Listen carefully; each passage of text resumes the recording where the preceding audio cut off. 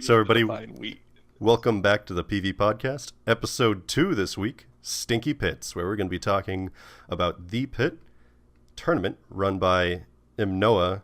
I'll get that right at some point. Ymenoa Merenet. Ymenoa Merenet. And he's been doing this he's done 3 or 4 of these, I believe. It was the 4th edition, yeah. Right on. So today our guests are going to be Nikolai Mazinkov, Ymenoa Merenet Damassys Kadesh, MJ11JM, and Tikktokk Tokkzik. Let's go ahead and introduce ourselves here real quick. Nikolai, why don't you tell us a little bit about your EVE career and what your experience with EVE tournaments are?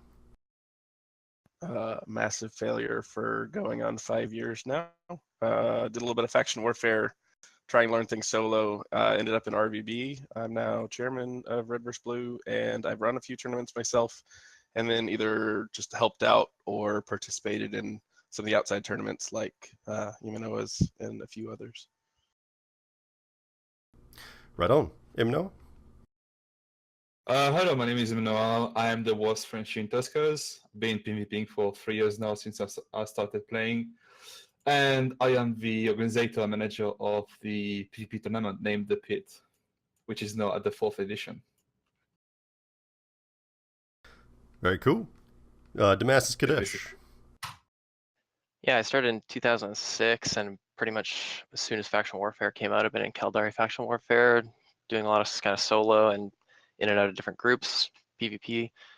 Currently in Templess, and the first tournament I did was the Amar Championships. I'd always wanted to be in a tournament, and then being a diehard Amar pilot, when I saw that coming out, I was like, oh, I got to do this. So I managed to get in there, and then I got the tournament bug, and I've been entering into any tournament I can sort of get into since then. Nice. Did you fly with Templess in the EVE NT Cup this year? No. I think I skipped that last year. They did pretty well this year. Yeah. I think they won the. I was busy in real life for that that particular season, but I think they won the minor leagues.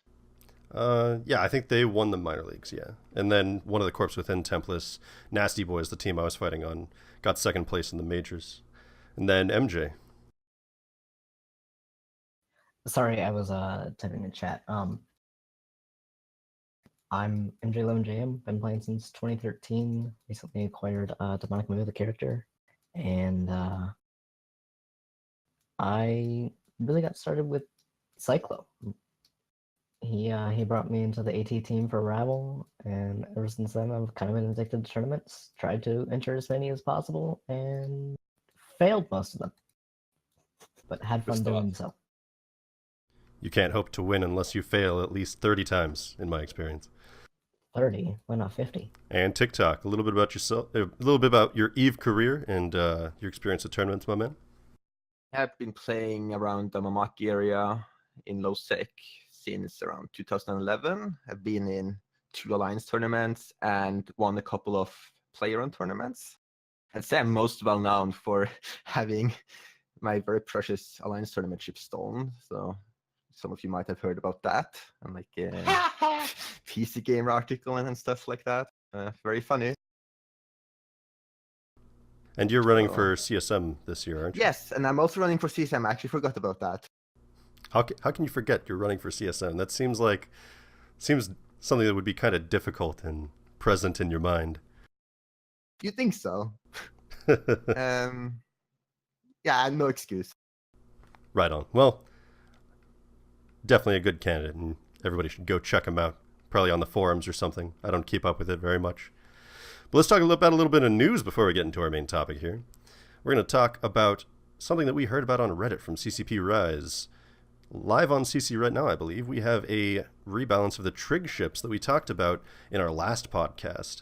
And what they're doing is making it so that instead of having a 100 DPS ramp up for the disintegrator weapons, they're doing 150% DPS ramp up, which is going to be pretty insane. And on top of this, they're also giving the Leshak battleship more power grid, which is huge because its disintegrator uses about 17,000 power grid, I believe. And you really can't make any fits at all, at least not any interesting ones, without like a reactive or reactor control. So that's going to be pretty fun to play with. Have you guys played with the trig ships at all yet? I have not. Not same, fortunately. Kind of waiting for it to hit TQ.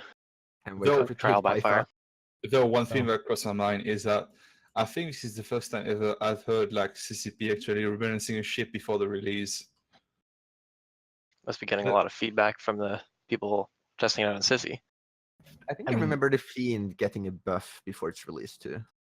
It's not like some of the other ships that have been put in where they have kind of a baseline, because it has a completely new idea, especially with the DPS and the weapon, that they need to get good feedback, or else it's going to be totally broken or totally useless, and they want to hit that sweet spot in between. Are they changing it from 100 to 150 in the same time period, or is it going to take longer to ramp up to that full amount? It should be the same time period. They said nothing about affecting cycle time. It might take a little bit longer because it's based on the amount of cycles the ramp up. So unless they change that, the percentage that goes up per cycle, then it will take a little bit longer to get up to 150. That's a good point. But Yeah, most of our guys, sadly, they've gotten excited about the other aspects of the introduction. They won't, but trust, day one, you'll see 1,000 people throwing up a bunch of different fits and talking about balance after that opportunity is passed. Where do you guys see it fitting in? Like, what role would you like to use a trig ship for? Well, you have the cruiser, which it's kind of like an Omen Navy, but in a lot of ways better. I can see people using the cruiser. I think it starts with a V, but I can see people using the cruiser Vedmak, for anti-support. Yeah, the Vedmak. And Is it that fast? I don't oh, think it's so. quick. It's pretty quick. Yeah, without nanos, I think it goes, what, like 2.3? Or is that with 1 nano? I believe they're comparable bad. to Serpentis ships, right? I think it's But- 1700 without the nano. I don't think they're going to be used very well for anti-support though, as anti-support's mostly about removing tackle very quickly, and the whole ramp-up mechanic doesn't really work with that. Because Yeah, you're if a going to small want to ship stay on that pulls one out of target. range. It's not going to be like the anti-support BC or cruiser type stuff. I don't think you'll see that. Honestly, the only thing I'm thinking about is like the meme day one, since that's something we've done before. Like we had a couple Praxis fights yesterday. I'm thinking about who's going to bring out the most either battleships or cruisers within the first couple months, and just do like a meme fleet or something. Maybe get some recons or something to help with that. Help make sure things don't get out of range, and then just beat things to death with the ramp up damage. I haven't thought about any serious fits yet. I'm having issues really seeing where they will excel. I think as DPS ships in either solo or small gangs probably, but for big fleet fights you have the whole issue with alpha being key to winning, and say PvE. Most PvE sites just have a lot of low health rats. So I don't really see where you really get that ramp up mechanic really in play.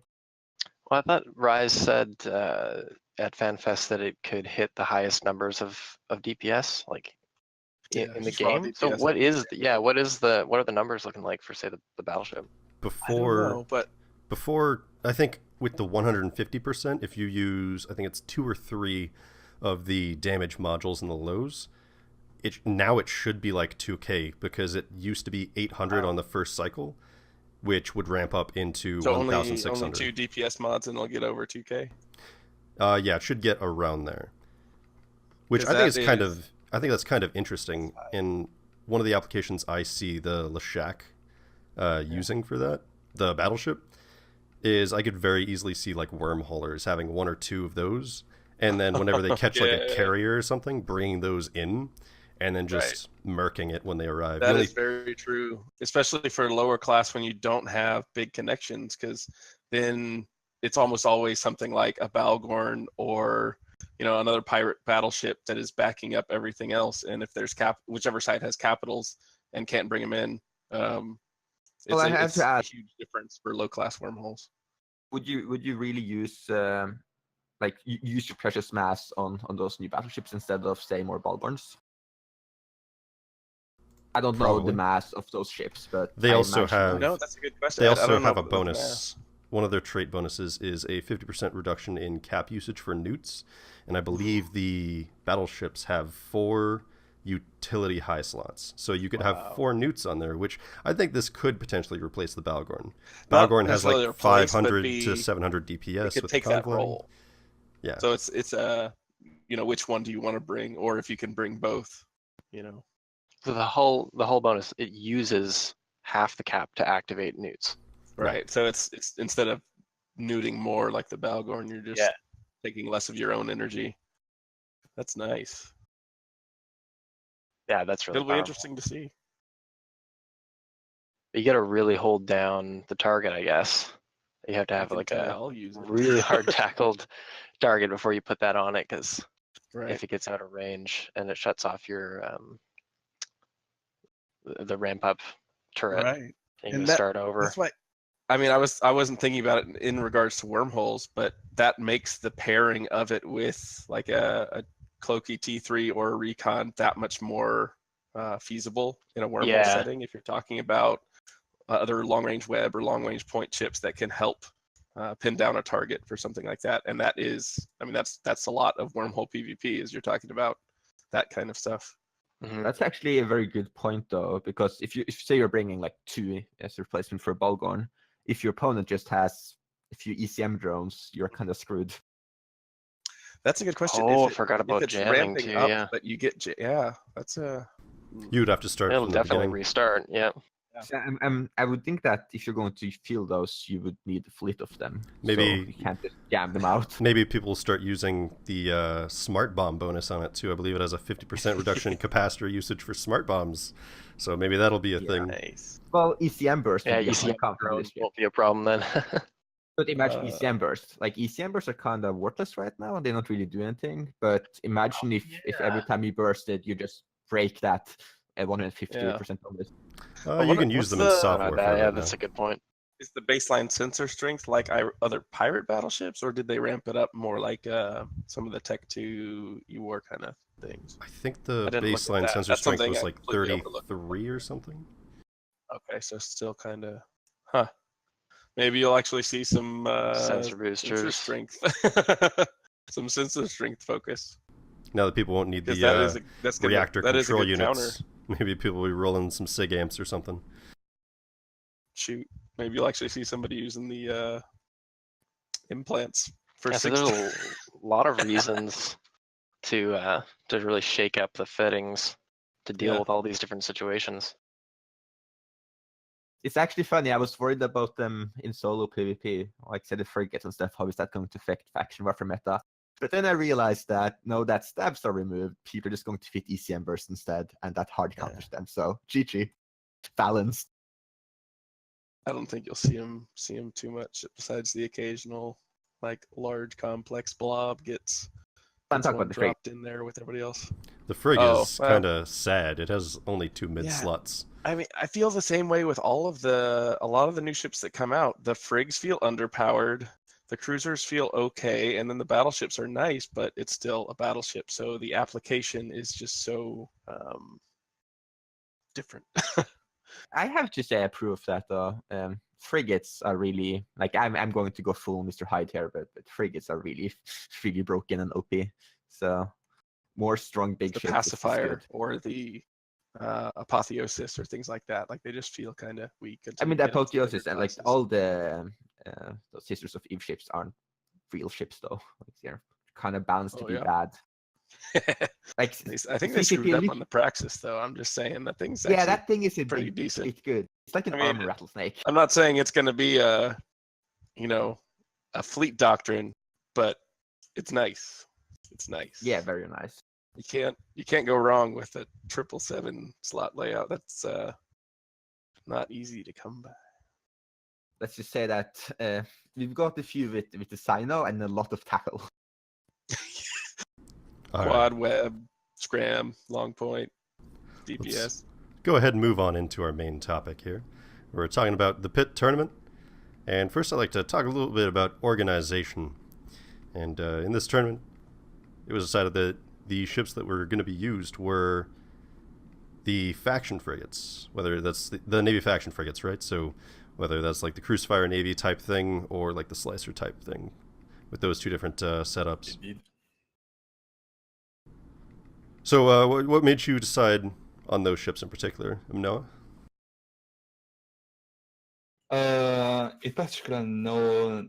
To be honest, nothing at all. I just felt like right now, assault frigates are like I don't know how can I say that. Unbalanced. Yeah, currently balanced. And no, but to be honest, there was no particular motivation to choose Navy frigates. I just felt like because assault frigates are so OP these days, look at the retribution. I felt like Navy frigates are still pretty powerful, and I felt like it should be good to put them back on. How can I say that? I don't have the words. I'm sorry, and I'm quite tired as well. I felt like just putting back the faction frigates on top of it, just to add some more diversity to the current meta. Right on. I think it worked pretty well. It was a really fun tournament to watch. You'd really see a lot of the power and strengths of a lot of these ships coming out. Mm-hmm. Indeed. And there were a lot of there were a lot of module rules too, which were pretty dope. There was a medium cap battery ban, and was that kind of to keep out just perma tanking frigates? Exactly. I am all against, let's say, in this tournament, I am all against, let's say, RNG base mechanics such as ECM and permatank ships. I want my players, I want my pilots in my event to get into, let's say, lethal and efficient fittings. I'm not looking for someone to get into something that can tank for like 20 minutes. It's basically not fun and it does not provide a good show. I'm gonna say I am looking for someone that can actually work on hotkeys, that can actually work on the micromanagement, that can fly a ship that actually requires skill instead of just abusing the game mechanics. That makes complete sense. It is really boring to watch. I remember, you guys probably remember too, all the Tinker Tank setups in the AT. The most recent AT was a little more interesting. Yeah. But with it was like a half Tinker. With like AT 13 and 12 and all of that, I'm sure we all remember like the Tengus and you had these 5-man setups, and all they really did was pick off like tackle or like the support or screen, and then lived for 10 minutes, and it was the most boring thing ever. Oh shit! I almost feel like the only way the Armar setups are still a little bit that way. When you look at when they pop up on the screen, you see this like defense bar that goes all the way across the screen, and then this little tiny attack. You know you can usually beat them still, but it's just annoying to see somebody bring that little DPS, and you're like, okay, we got to keep every frigate alive on this. Right. Yeah, it wasn't the only way this to is not break those Tinker. tinkers to bump the Tengu. You have a lot of teams had a specific set of anti-tinker setups, so that if you didn't think you could get the team out of it through other means, through bans or gaming or what else, that you had something that would specifically be part of your comp for countering the whole thing. But it was, I mean, people still even try the ECM was one of them, but just going with more ECM or more newts or more something to break the chain. It sucked to have to build that into your comp every time, just in case you encounter the tinker, because it's such a one-off, like specific thing. Right. I'm glad they like mitigated. But yeah, its at least ability now to it's be just fielded. a half tinker. Like you can only have one cap transfer, and you can only have one. It's different, but it still helps for those comps that are designed to take out the Logi, but still aren't so powerful that they can if you feed the Logi cap. Like especially the shield fits when their ASB runs out, but you can feed them cap, and you can just run that thing without boosters or without cap charges for forever until you break the or overload his DPS, or break off some cap chain. I'm glad we didn't have to face that, but that's because we lost before the real tournament. I remember the first tournament I watched, I believe I saw Devil's Warrior Alliance with a dual Claymore, or a triple Claymore setup, or something like that. And they just bumped the Tengu, and I think this was the first time it happened to that tourney so far, bumped the Tengu out of range of everything else. They just started picking everything else off. It was the most glorious thing I've ever seen when I was expecting to sit there for 10 minutes bored out of my mind. Yeah. It's always good to see something like that get punched in the face. Makes you feel all warm and fuzzy. So bling modules were also banned in this tournament. What's the thought process behind not allowing like Caldari Navy webs and things like that? You mean banning faction modules? That's what you mean, banning faction modules? Yeah, like the faction modules, green modules, blue modules. You can only have T1 and T2. Basically, even if I ask every pilot to pay a fee to enter this edition of the tournament, I don't know if I can say that, but it is my idea of basically allowing everyone to come in and to compete. And for this case, I think that just permitting Tech 1 and Meta Tech 2 feelings is the best way to go, because these are cheap and efficient already. And I like to see what players are capable of with only Tech 2 feelings instead of just using faction and such. I like to see the limits of a ship and what a player can do with it. You also have the fact that tank scales much better with bling than damage. So Indeed. there was a few issues in this tournament with dual rep reactive armor hardener. Oops. Yeah. Hey, Nikolai. So imagine if At those least ships they could shoot at me. Yeah, but imagine if those ships had dual A-type Right. reppers instead, right? Or if Tick had a A-type, or a just, Dog life.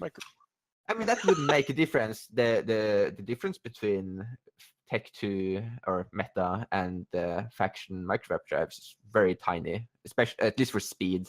It of course gives better cap and other stuff, but I was cap stable anyway, and Sig didn't matter.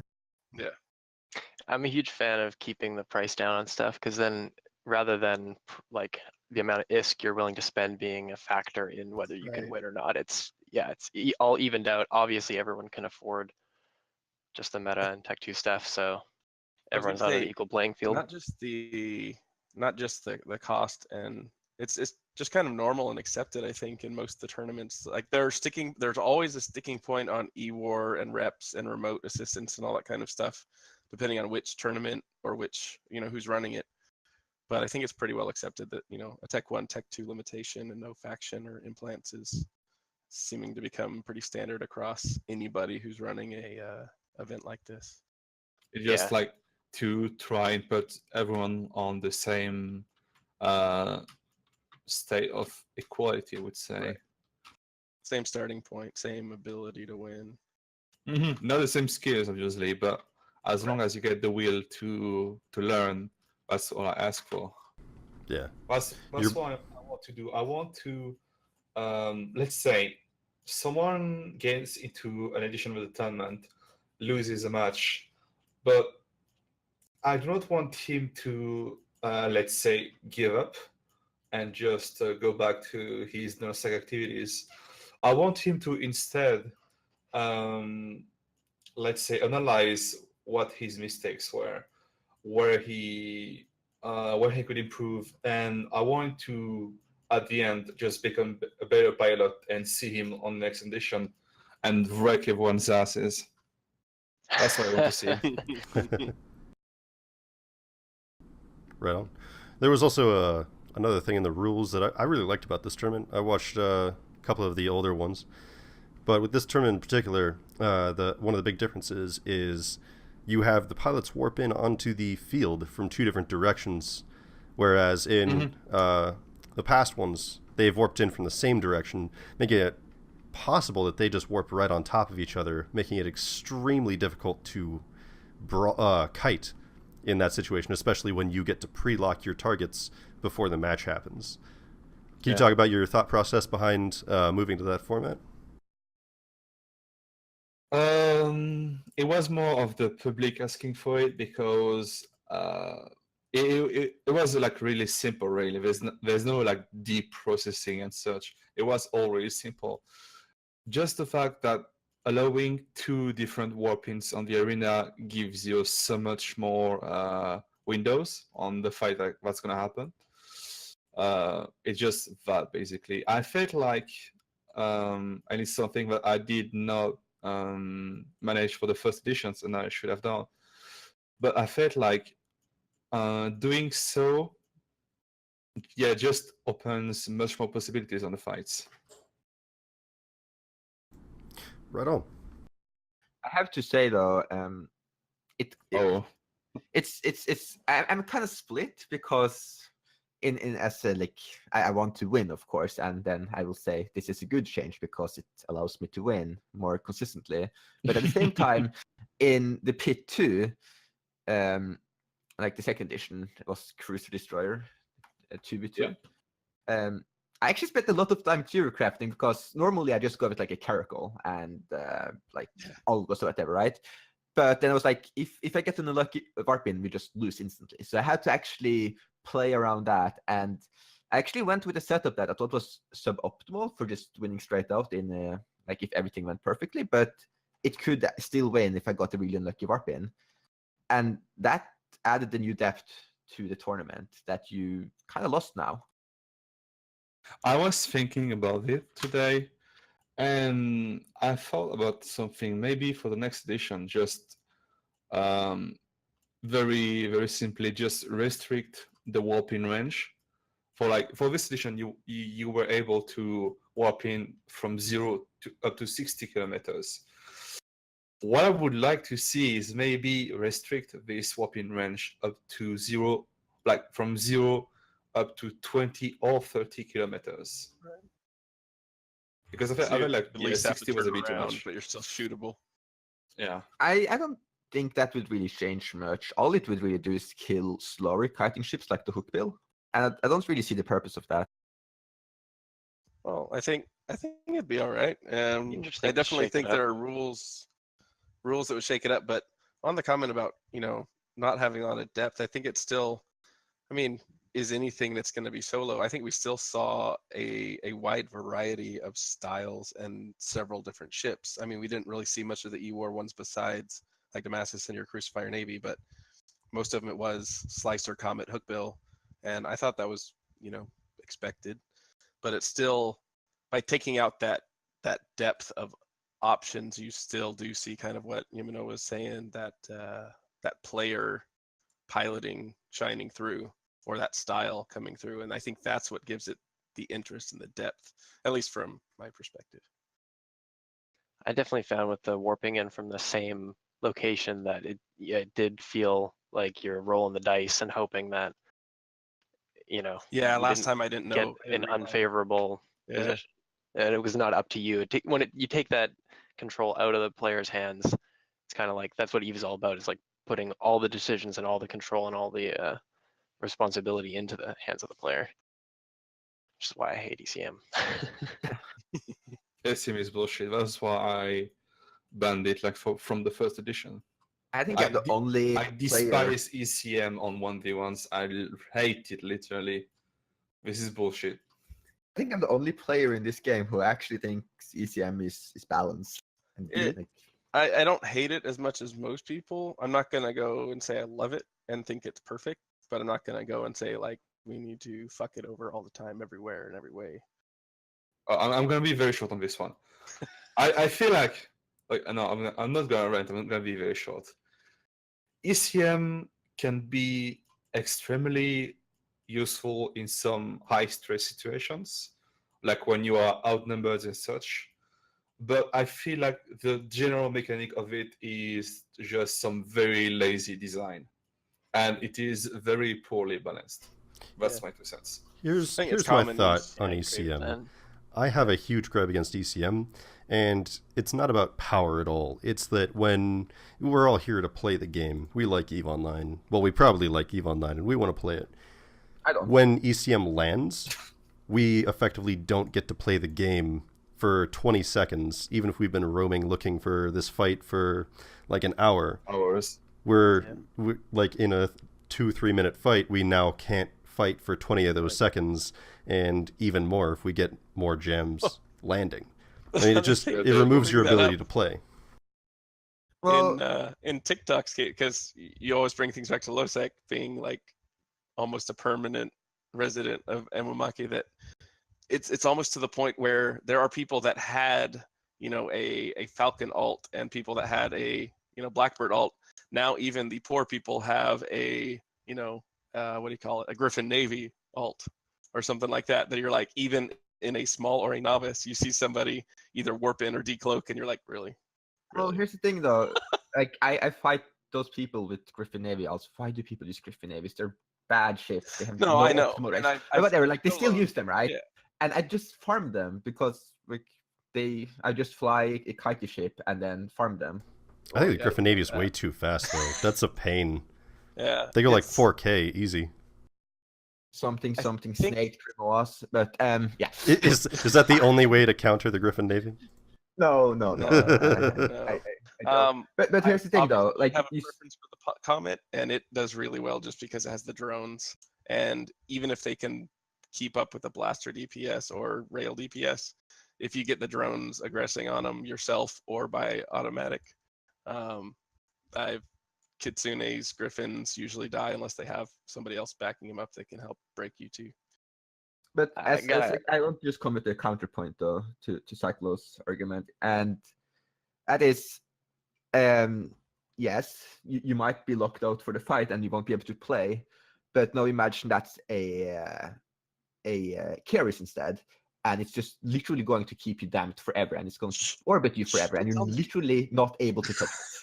See, The that's what I difference love, there is because it's just a many role, like an people RNG rage. role versus It's- like positioning, But piloting. that's You why have I to love the maintain that Keris and the damping. Monoliths. Most of Because people rage against ECM, but I really do, because I used almost strictly Galente until I got, you know, a couple years into PvP and then did some Kaldari stuff, and now I do a little bit of everything. But my favorite E-War is still Damps, because I think they're the one that is useful in every situation, no matter what, and you don't have to worry about that dice roll. So I like the heat to stay on ECM so that people don't realize that damps are the real problem. Well, here's the difference. If you're getting damped, you can still generally maneuver around the grid and do some things, maybe lock something up if No, you you can't. play your cards right and pilot right. Right. Or you can But say ECM burn gives back to a you the gate or sadness something. Yeah, With there's the potential for ECM, some action to be taken. most of the time with ECM, you're scrammed, webbed, and screwed. Well, the thing Yeah, is, I want to throw in one more thing about ECM, which is like one of the reasons I hate it is that it doesn't scale properly, and like you said, like a 20-second time period feels like an eternity when you're jammed. Yeah.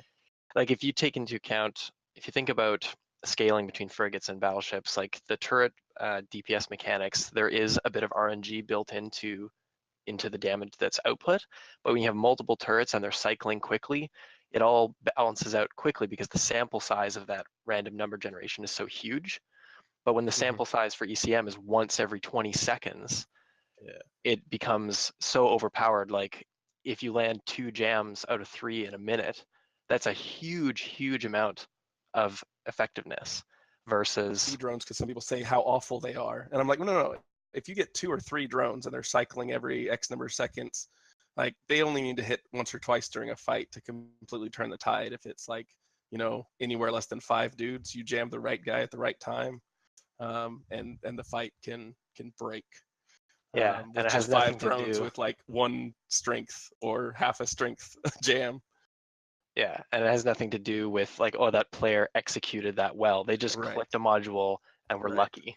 Whereas at least with usually if we're running somebody with jammers, it's like you either call out the most important things to jam or you want somebody jammed and you hope they get it.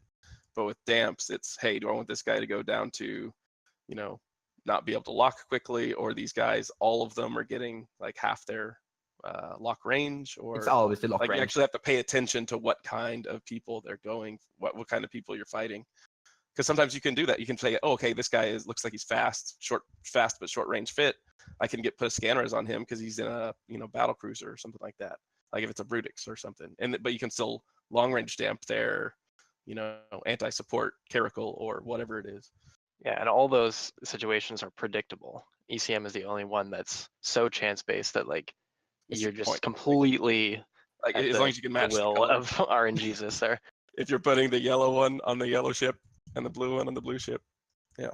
It's funny how such a mechanic can trigger such passionate debates. It shows at which point it needs to be discussed and reworked. Because every single time someone speaks about ECM, there's always someone saying the opposite, and then it just gets into a shit fest.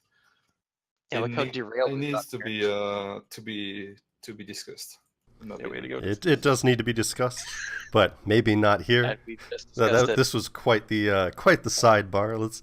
We were talking about the Griffin Navy issue though, and technically that's a ship that you would be able to bring to this tournament, but we didn't really see it much. So I'd like to sidebar into another quick conversation here. Let's talk about the meta and why we saw what we saw brought and why we didn't see certain things brought. Why do you guys think that we didn't see any Republic Fleet Firetails in this tournament? I did some Also bad. practicing against them, yeah, and they just weren't. It's just the Not that style that effective. they were and the meta that it used to be. Like I think that the current basis for a lot of the Navy frigate fights is a lot of either just pure kiting, pure brawling, or script. Like, I don't know, it doesn't do well at any of those roles compared to the other.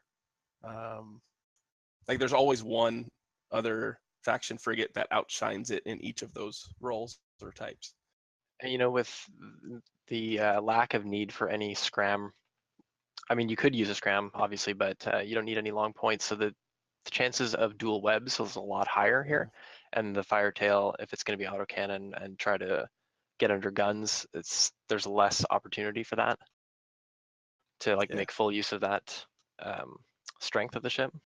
Yeah, like and I didn't think you'd see like the dual prop, because then I've seen some people fly a good dual prop, but it just doesn't tank and do the DPS like a hook double web hook bill, or like just a pure kite slicer. They still beat it on DPS and in application, even if you're able to burn into a target quickly and then AB into a close orbit with ACs or something like that.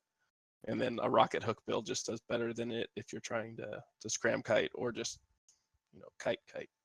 Was there a single Vigil fleet? I don't think I saw one. No. I did not. I wouldn't think that would be a I very see strong Vigil ship. fleet. If I saw any of the E-War ones, I thought it'd be the Crucifier Navy. Vigil or the Fleet Vigil probably just couldn't tank that well, though, to be honest. Yeah, I think it's the same Yeah. as the Firetail kind of. It just couldn't hold both it could have a lot of control, but it couldn't hold the DPS and the tank that the other ones could. Yeah, I'm very confused. I was actually very confused when I started watching, because I assumed it's just going to be hook builds and slicers. That's what everyone was going to fly, and it's just going to be like counterfeits and counterfeits, and then everyone flew comets instead for some reason. I thought you I was lived in expecting low sec. comets, but Not everybody. Like, comets are the strongest ship in FAC War. I think No, slicers are. No. I don't think. I think it was a little less. It was less than half were comets, but what was it? Probably like 30, 40, 40, or 30, Well, 30, I'm 40. counting that Crucifier Navy as a comet too, because it basically. I don't know. yeah, I was doing my own thing. Okay, I'm my own man. I liked it. But I I just was the wish I only had one seen them on it. in the Crucifier Navy, right? And then was there one Mollusk Navy? Is that the Yeah, only there other? was one Mollusk Navy, and that was, I think, the only other. One There Mollusk was- Navy, and then your Crucifier Navy was it. One Modus Navy brought by Mr. Spaxi. It had autocannons or something on it, didn't it? Indeed. Because I'm so confused. I was asking people to practice with me and test some things, and the only something that they were trying to come up with was like a nuding Mollusk Navy, but that also didn't work because it was too much of a hard commitment Yeah. and could get kited out, and then the newts were useless. I was very confused with Spaxi actually because I saw him fly a hookbill in the system, and then for some reason he undocked a bad ship. Why? Like, why did he throw the match? I don't think he threw it. I think he thought that based on what he thought the enemy was going to bring, that he felt that his other one would do well. I had a couple of backup ships just in case, but I didn't have the refit that I wanted for one match, so I went with the same hull. I just refit a couple mods for that last match, but I don't think he threw it. I would just say he thought he was going to counter something and didn't work out. I mean, I don't know. I feel like Spax is a good player, and good players don't try to counter. They just play something that's really good and then just fly that consistently. Like, I just flew the slicer and hookbill during the entire tournaments. Like, I mean, I was very obvious about that, but that's just because I was confident I could beat literally everything with either the slicer or hookbill. Yeah. I would agree with you there, Toxic. However, in tournament play, you have to consider other things. When you're just flying around Eve, 100% agree. Fly what you like, what you think is strong, or what you enjoy, and just go find fights with that, and you'll be a better pilot for it. And the people who undock hard counters to anything they see, generally, it's not going to be as rewarding, right? But with tournament play, you actually have to account for some of that stuff, I think. Well, but at the same time, no. Like, bad teams or players, whatever, will do that. Like, you'll see that in the tournament. Like, I flew on the Volta team in the Alliance tournament the last few years, and it once went up against PL, and leadership had no confidence that we were going to beat them like normally. So we just fielded a full bomber setup, like max DPS, just to try to, like, I don't even know what we've tried to do. We lost horribly, and that's just because instead of flying something good that we were confident in and just thought we could beat everything, we just panicked and fly something we thought maybe we can, like, headshot something. Yeah, but I don't think I feel like I that's get what you're you saying. I might totally say. agree with the point that, like, go with what you're good at is going to be a better counter than what you think has been developed as a counter, but you might not be comfortable with, if I'm reading that right. And I totally agree with that. But I think there are situations where if you are modestly good with something that is a better counter, that it will do better in the right situation. You know, I do have an example of this. Example. In the pit, like, I would credit my win of the bronze match to going for I did a switch and countered. Like, I brought the Crucifier Navy every time because I had practiced with it and I was confident with, like, how I was going to fly that. But then once I had brought it 3 times in a row, thinking that my opponent might, expect that and know kind of what my deal was, I switched out for something completely different, went with a Kitey Slicer, and I think he was Afterburner, Blaster, Comet, because he knew that I would brawl with dual webs, so he brought a better brawler, and then I just kited him. So I did the exact thing there with the counter. I mean, it was a gamble, but I was like, well, I'm just gonna YOLO and just hope that this works. And I knew my fit was trash in the last match, but I knew I had to fit in micro warp, because that's when I figured out was your last match with Damassys that Tick was flying something that most people, it wasn't a hitting issue, it was mostly a locking issue, that he was actually hitting further than most of the frigates could lock. And so even if you were long range fit, even if you could hit to, like, even if you were light missile, the light missile hook builds or something like that, it wasn't an issue of hitting him once you got a lock. It was keeping up with him to where you couldn't just break the lock. And that's so the way I played this, I was either we're going to sit there until time is up, or I'm going to try and catch. So I was actually confident that I could beat every other frigate with my slicer except other slicers, because I had a shield slicer, right? So if you bring an armor slicer, so like tracking disrupting slicer, right, you just need on me, right? So in my first match, I just brought the slicer because it can beat everything. And then in my second match against Moderator, I brought the hook bill just to show everyone that, hey, I'm not just a slicer. Don't try to hard counter me. If you try to fit, like, if you try to meme me, I might just bring hook bill and just beat you anyway, right? Yeah. You might have lost that match against Moderator if you had brought the slicer. If I remember correctly, his slicer had a tracking disruptor. Yeah, exactly. So that's why I brought it, right? Yep. And then after that, I was very confident, because, like, if I don't don't think anyone would be stupid enough to try to hard counter either the hook bill or the slicer, right? And if they just do like anti-kitey stuff like you did, Nikolai, I was completely confident in my build to just beat that anyway. Yeah, I knew the AB fit wouldn't work, so I was looking. If I would have had to run and get 2 mods for the Crucifier build that I would have brought if I wanted to fly something different. But I didn't. I just stripped off the AB, put on a micro warp, stripped out a rig for a router. I think that that the power grid work. AB would have been better for you there. Just let it go to time and let people vote on it, because let people tell you to stop running away, or let people tell me to be a man. No, but like people would probably vote for you just because I'm a big meanie who's just flying away from you, right? Yeah, that didn't work for me. A show and try and fight. Like I'm gonna actually shoot at you and get shot back. I'm not gonna just sit there at 0 and be like, okay, I'll go 1,000 meters a second around, But around the like camera and pray that they. No, you're there for a fight. You're there for a show. You're gonna fight. I'm not gonna sit there and AB thing. When I figured out I couldn't even lock you, I was like, so if I'm lucky, I might send my drones at you. You'll kill the drones, and then the match will go on for 10 minutes of nothing happening. You're describing my match versus Tikktokk. So I might as well switch to a camera of me instead of the screen and just showed me sipping coffee. Yeah, but when I saw your beam slicer land, I was like, okay, well, I'm just gonna go at him. Just like be aggressive. I know I can tank it unless he comes in to brawl.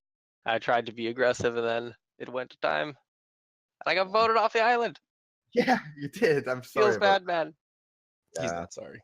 Tick says he's sorry. No, I'm actually sorry, but I don't think that's like a good tiebreaker. That's really not a good tiebreaker. Well, I have a suggestion for a change coming up for Ymenoa. No lock. Based completely subjectively on my what happened to me in that match. I heard that it is something to be worked on, indeed. I think the Have you easiest considered solution... having the radius of the arena shrink after 10 minutes elapses? Yeah, that one is really hard to do. That's but stupid. We've done it in other. I've done it Says in the guy who's tournaments. kited. Yeah, but it is stupid. I'm sorry, but no. That's that. If you can sit outside of somebody's lock range and then you want to complain if the grid goes down to 50K, okay? And come on. You You mean somebody can actually lock and shoot me? No, Somebody can lock and shoot me?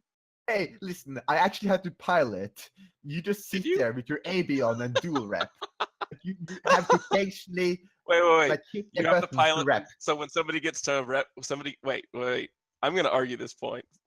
Give me just 1 minute. Your piloting consisted of, I'm out of their range. Oh, I'm within their range. Let me burn to the other side or around the edge of the arena. So I didn't have to pilot. When I was overheating my shit, caught you, switching ammo, managing cap, and all that shit. And just because I fucked up and died doesn't mean I wasn't piloting, because the only thing you had was your prop and your guns. Well, that was the only thing you had on your ship. So don't tell me I had to manage less than you when you had 2 buttons to click. Do you have any idea how difficult it is to kite within an 80K radius, like against anything really? Because against AB frigates, you have to manage your own tracking. Well, let me put it this way: you talk about who would have won if you were in a complex in faction warfare? You would not have contested the site.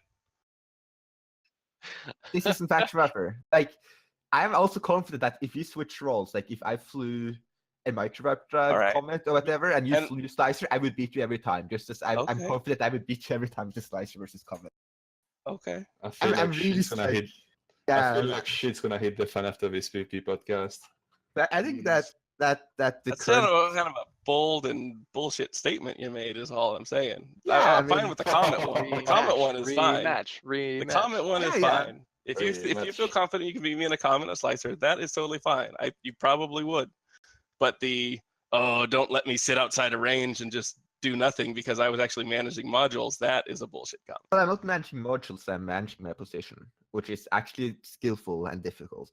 Nobody else, everybody there was manually piloting and doing stuff like that. That means everybody was showing their skill. You didn't need to though. Especially the Crucifier Navy. Like all you needed to do was hit orbit and then just activate the reps. No, because I was fighting guys with. I had a Navy on and I was like double webbed and freaking tracking disrupted, and I had to manually pilot to be able to hit anything. Don't talk to me about just clicking orbit in F1. That's exactly what your kitey said. All right, let's rein it in. Let's rein it in a little bit. I'm talking about I click Hey, don't orbit forget. 60k and hit F1. That's better All than right, you're guys. orbiting at 5. As much Everyone as- should, everyone much should as- keep on the PVPodcast. As much as I am enjoying this, let's talk about some more of the meta here. I did notice that early on we did see a lot more of those hook bills as well. Would you guys say that there was a changing meta as the tournament progressed? Don't think I so. think I faced an AB rocket hook bill in my first match, if I recall. There were a couple of those, yeah. There were a Was it like- couple MWD and there were a couple rocket ones. I saw. Yeah, I mean, which there's- shapes? as the long range weaponed ships like move forward, I think it would be not viable to use such a short range, like committing to short range as much. Yeah, I mean, I think I saw like 2 rocket hook bills or something, and that's like I saw hook bills like, oh no, this is going to go exactly as I predicted, and then I saw they had rocket fits. I'm like, what are these guys doing? Well, I wouldn't blame them because honestly, my fit was like 2 modules different than one I use in Plexes before. Because honestly, I can piss off the kiters if I need to warp off, or get them to warp off, and I can brawl with the brawlers. And a lot of the fits I'm seeing, at least in the Caldari Galente Warzone, are all control fits. So there are a lot of AB short range or AB scram kite type stuff, like that hook bill. But this isn't faction warfare though. This is No, the I know, tournament. but I'm saying when we go back to, it's kind of your comment about fly what you're comfortable with, don't fly hard counters and the theory crafting and all that kind of stuff. I think it's what a lot of people are comfortable with and good flying, and I think it's a good counter to a lot of ships doing those control and scram kite fits, and I think that was just what they were comfortable with. That's a valid point. Yeah, I'm actually surprised. Like the one thing that the Vigil fleet could do is do that rocket and do that control. Right. And I asked a couple people to practice with me in preparation for the pit, and like a couple people, like their first pick was the Vigil fleet, thinking they would have the most control over any situation, and it did okay. Like it wasn't like a total squishy piece of garbage, but there's just too much risk. But when you look at the other things that do similar control fits, they can either still hit out to the Vigil barely, or they just tank and do more DPS. So it has the best control because you can get out to 15k and beyond for your control, but you're still going to get hit by rails or beams or arty or light missiles, or even some of the hook bill fits we saw yesterday. A couple of them I think were guidance enhanced, or like fuel case rigs or something like that. So I think it that extra few kilometers trading off for the tank and the DPS just wasn't worth it, because I couldn't get a Vigil fleet to do anything without dropping to like 80 DPS, and I'm like a single repper or that passive regen or anything like that would just destroy it. Yeah, not even to just mention, a passive hit. You could put a plate on one. You could put a plated slicer in there and it would still beat it. Yeah, and if there's a reactive hardener involved and you're using missiles, it's like and it's only 80 DPS of missile damage, then yeah, you're not going to break anything with that. Yeah, sorry for bringing the reactive. That was something I noticed as a hole in the rules. That was one of the only changes I made to my standard like Comet fit, that I was like, yeah, I'll try this because it's a 1v1. And sorry about that, bro. I don't think the reactive is in the end. I broke it myself. Yeah, I don't think the reactive is the problem as much as dual rep, to be honest. Yeah, a lot of the 1v1s, because we have a couple different formats of 1v1 events that we've run in RVB before, that or a Tristan, or it'd be something like an Incursus and a Breacher with like dual rep or something like that. So most of ours, we ended up going with a rule like no double plated, no double, shield extended, and no double repped. Like you can only fit one buffer or one repper mod. That would be interesting. It would make you choose between the Ancil and like a T2. Do you want that burst or do you want that longevity? In this case, it's absolutely the Ancil, because the only reason I went with Tech 2s was for the overall ability, and that is mostly because of the reactive. I use it in my standard fit because it's a scram kite with an afterburner, and so I'm at range where I'm mitigating DPS. But I would absolutely, if I had to go down to one repper, not choose the regular, because it's not like a shield booster. or a medium ancillary shield booster or something like that, where you're getting a decent amount of rep power from one repper. It's something like 20 or 30, HP a second or something like that. It's kind of silly, or EHP. And in that format you're describing with the like when you ban dual reps and dual plates and stuff, is any EWAR allowed, like tracking disruption? Not in the ones we did, because it was all the few times I've run it, it was all either all faction, so like Navy and Pirate, or it was just T1 frigs, and we didn't allow ECM or tracking or disruption. I didn't ban damps, but now that I think about it, that would, nobody really wanted a kite like a kite Mollis, to be honest, though. Yeah, I think like I would be totally, I would be behind a change to remove weapon disruption from a 1v1 format. If it 2v2 or more, I think there's a bit more wiggle room for making a choice about that. But when it's 1v1, either you bring something and you're like really gambling that you get missiles or turrets, and then if you do get the right thing, then it's like kind of overpowered in that situation. So it adds a bit more randomness, which I think that's again why takes people away from like the piloting and the control. Yeah, because then, but at the same time, then it goes back to like Tikktokk example again, like the extreme range fits, like a guidance enhanced light missile hook bill, or a tracking enhanced or computer, or range rig or something like that with a slicer, that you have to start limiting arena size, or you're just getting into, okay, well I can't disrupt them, but that's one of the counters to this, so then I have to limit the thing that it would have countered. But I think our arena was like 40k radius, and it would shrink if they got down to like, if the fight went on for 5 minutes, we would shrink the ring. Oh, a shrinking every, arena. 30 seconds.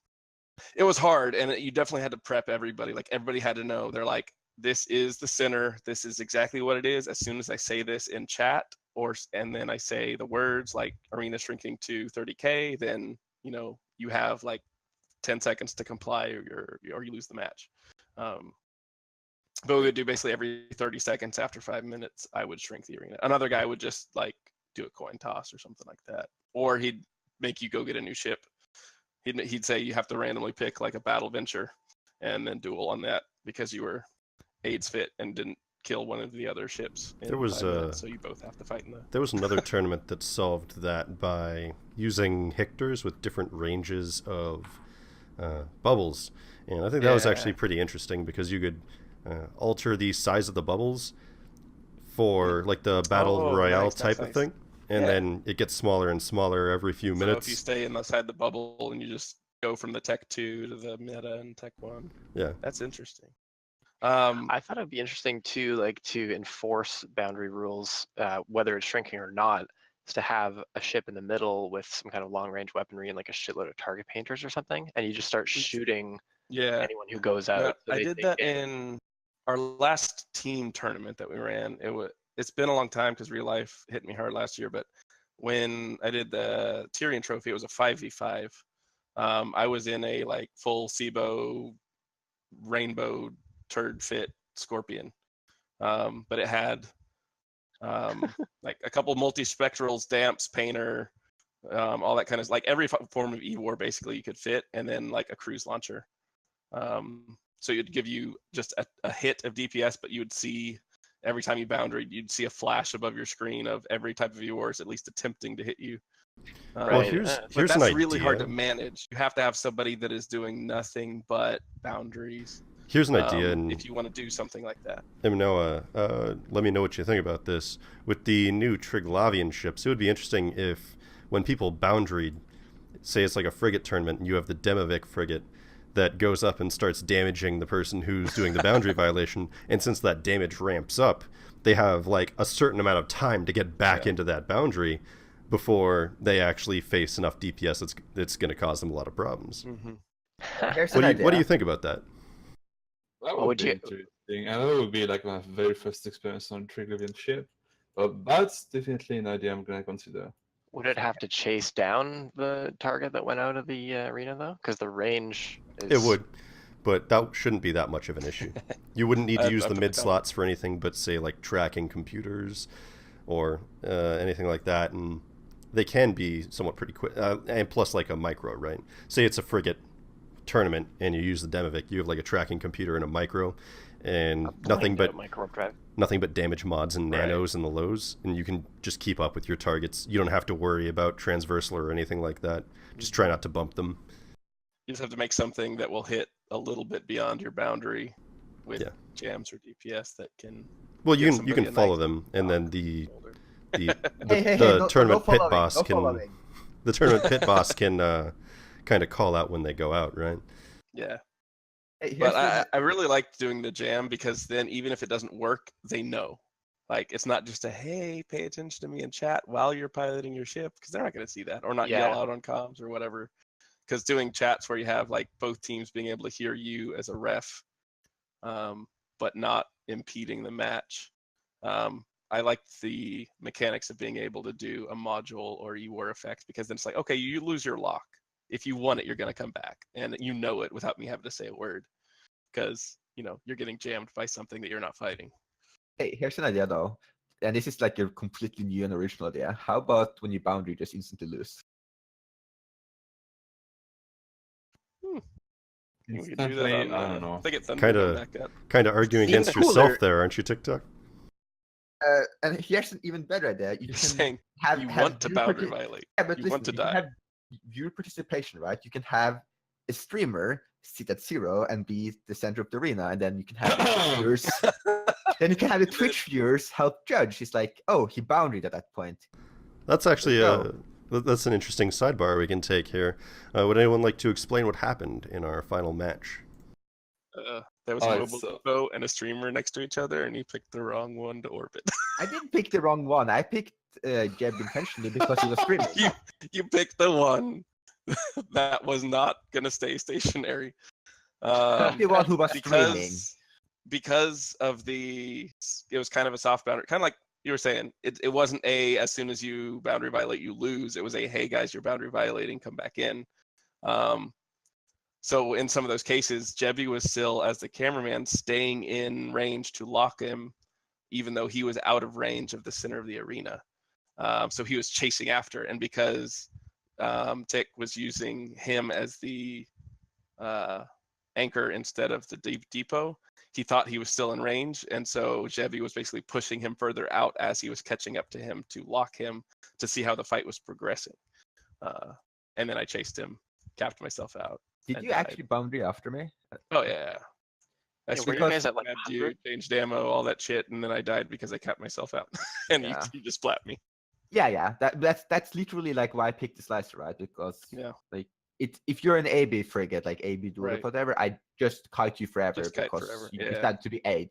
If you fit microwarp drive and you don't outplay me, I will just nuke you down no matter how you're fit, because cap and just the slicer has so much DPS. Small beams are just like the most powerful weapon system. They did do. They are.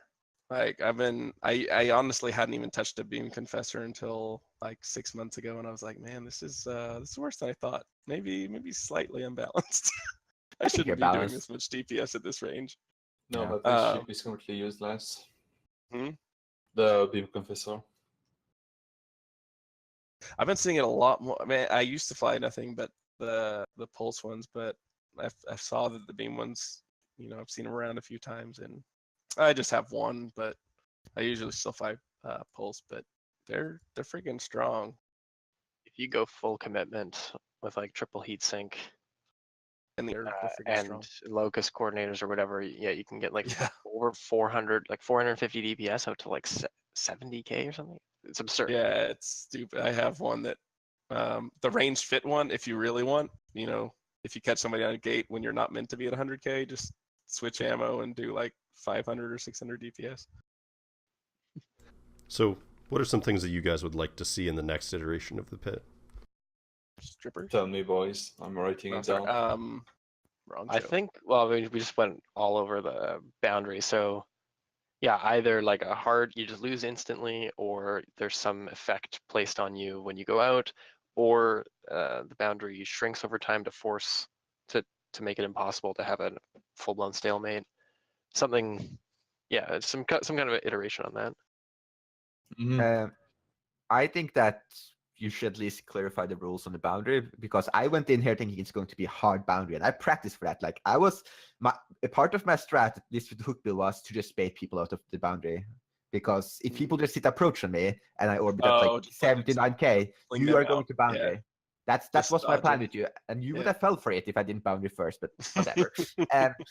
And also, I think a good tiebreaker would be like, I think one option is a missile Best of shift, three for the top couple matches or something. I think that having a missile shift, for example, could be a tiebreaker. Like have a ejecta at 0, and like when you go to time, just slowly start shooting people. Like put 1 missile launcher on each player, and then 2, and then 3 and 4 eventually. I kind of like the venture idea for tiebreakers that Nikolai brought up. However, this would be cool because you give 2 pilots ventures with the same exact fit, and then they're both brawling ventures, and whoever manages their modules correctly. Whoever has the best skills wins. Yeah, whoever has the best skill wins.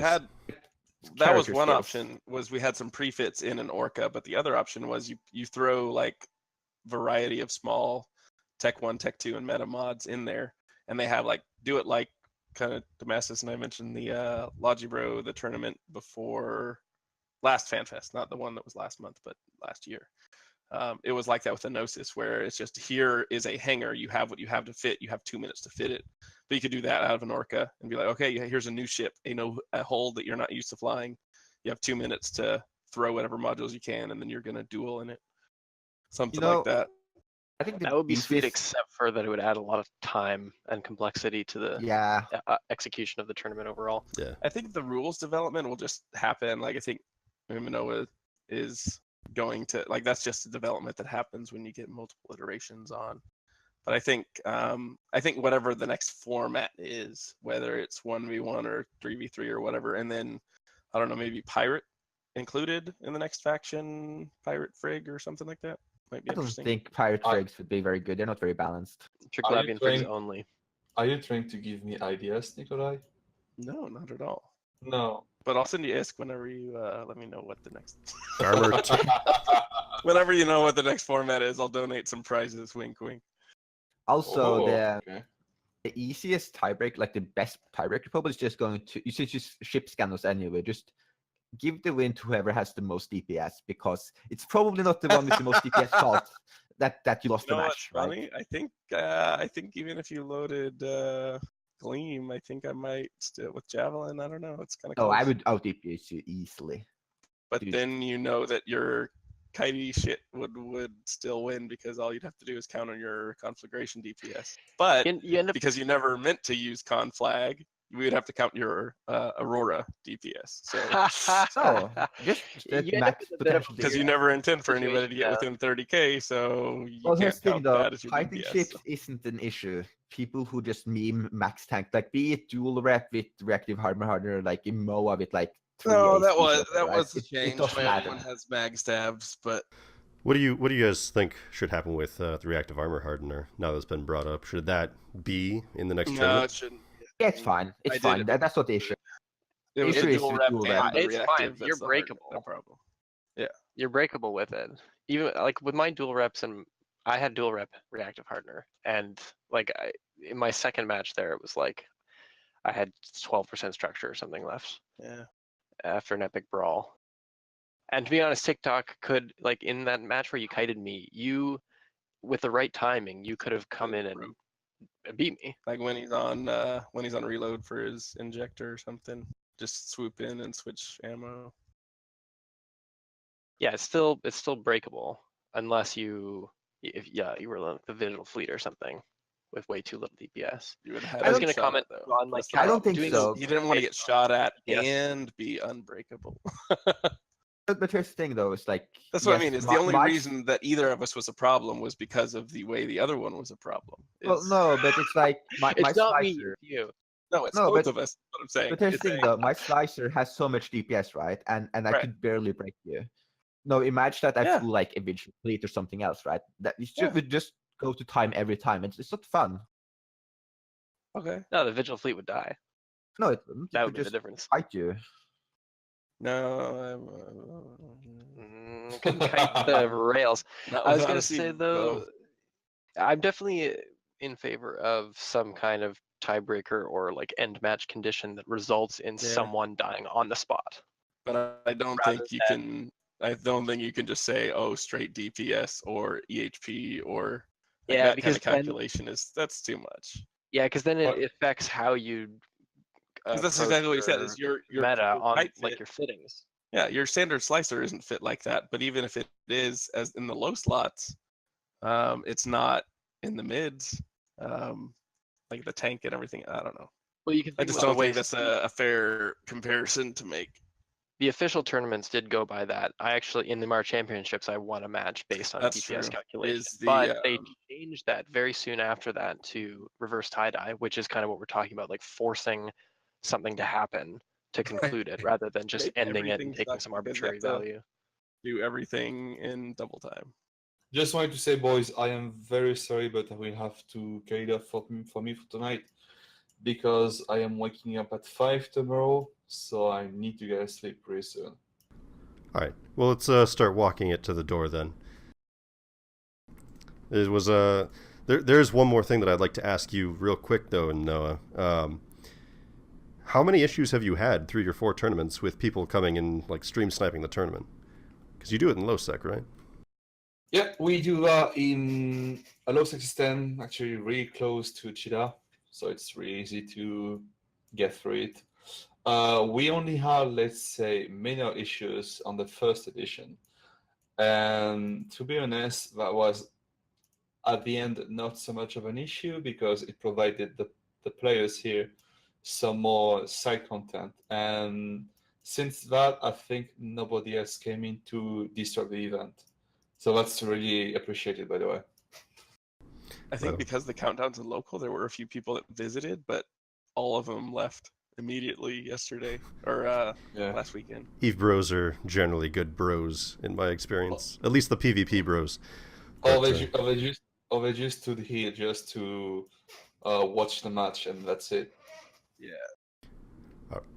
I'm glad you picked this. There were a couple pockets like that are good, but basically, if we'd been 6 jumps out in a different low sec system, it would have been the complete opposite. You get blobbed, you get a tank Yeah. dropped on you or something like that. So as we're walking, Wink, wink.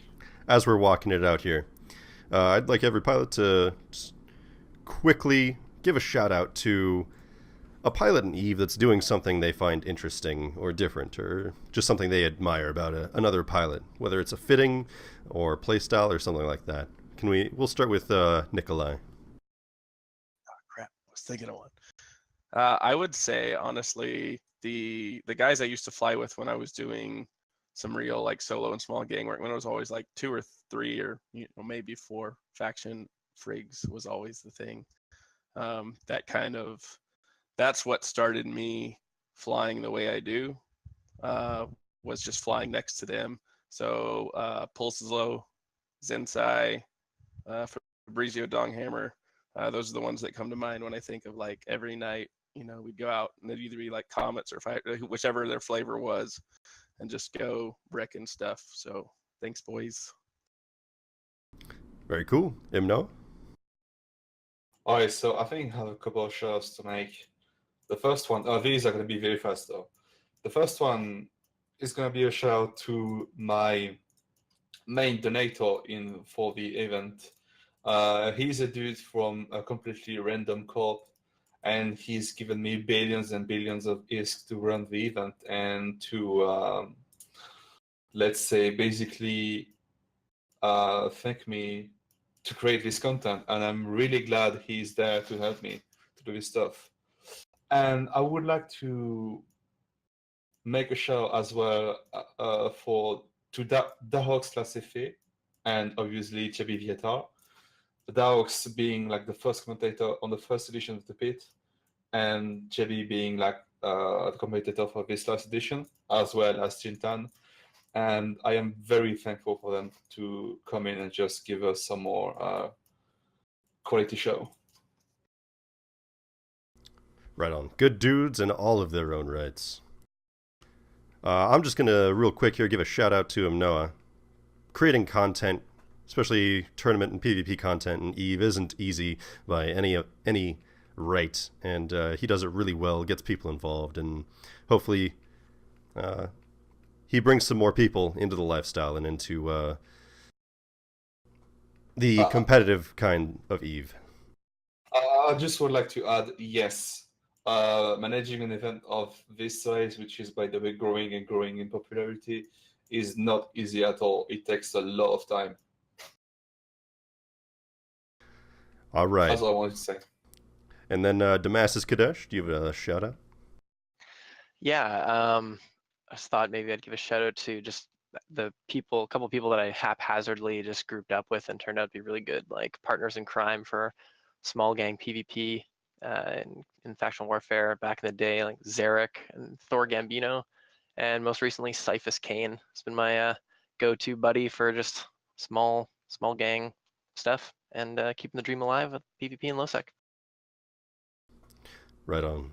And then last but not least, Tikktokk. Do you have a shout out? Yeah, I'd like to give a shout out to all the good people at CCP who keeps fighting for the continuation of the Alliance tournament and other tournaments like the Event. Oh, yes, please. Please keep working on that, dudes. Hear, hear. So good. We can all hope that it's continued. And with that, we are going to be walking out here and closing out on the PvP podcast. The PV podcast, rather, sorry. Episode 2, Stinky Pits. I hope that you all enjoyed. Have a nice rest of your night.